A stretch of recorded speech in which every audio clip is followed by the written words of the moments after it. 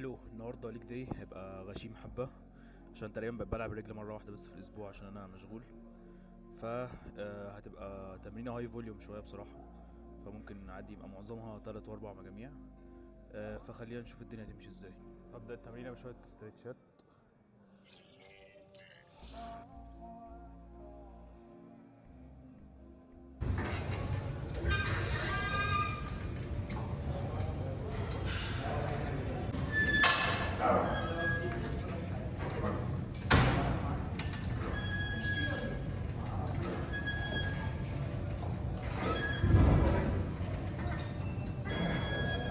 خلصنا الادكتورز وسخنا للسكواتس، فاتس تايم تو نسخن ونخش سكند ورم اب ست.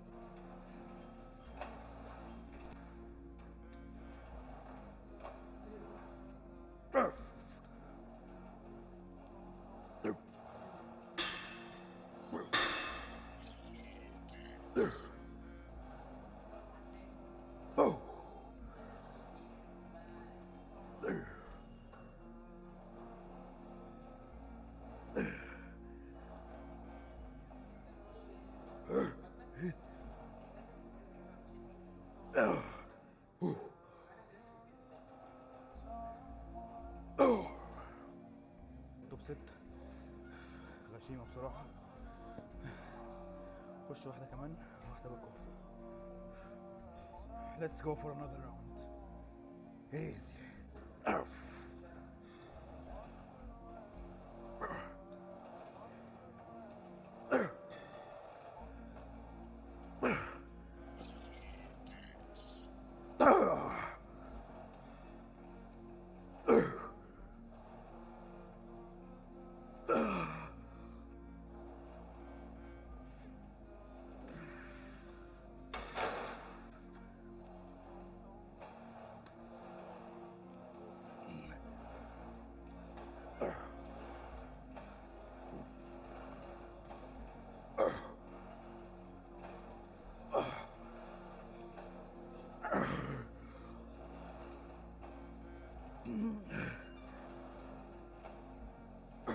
بعد ما خلصنا السكواتس هنخش هنا على الليج كيرل، وبعدين نخش بالدمبل ار دي ال.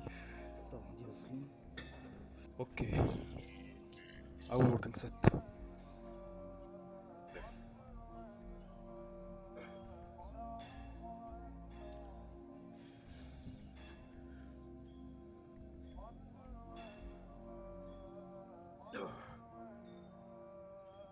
اول مجموعه وصلت فيها 8 عدات، ودي تاني مجموعه برضو كده لحد الفيرير. وزي ما اتفقنا انا معلي الفوليوم عشان الرجل بلعبها مره واحده بس في الاسبوع، وده عادي كده كده. لما اقسمها اكيد يبقى احسن لو قسمتها على ايام اكتر، بس عادي لما تلعب كلها في يوم واحد.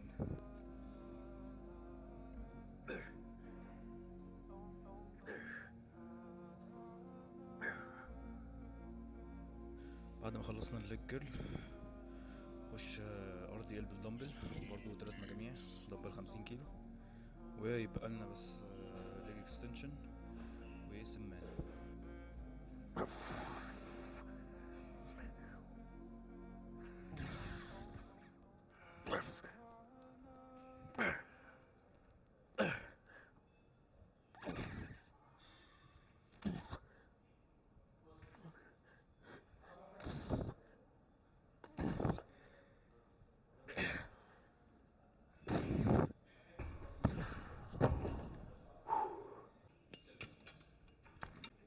اخر تمرين الاماميات هو الليج اكستنشن، واسخن مجموعه واخش مجموعتين كمان.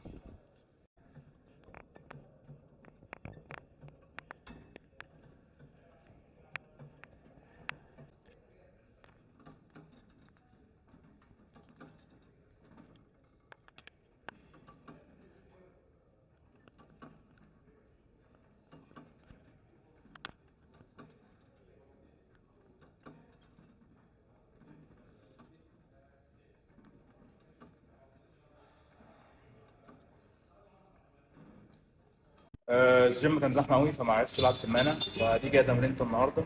كانت هارد كور بصراحه، مش قادر امشي او مش فلانيه تانية.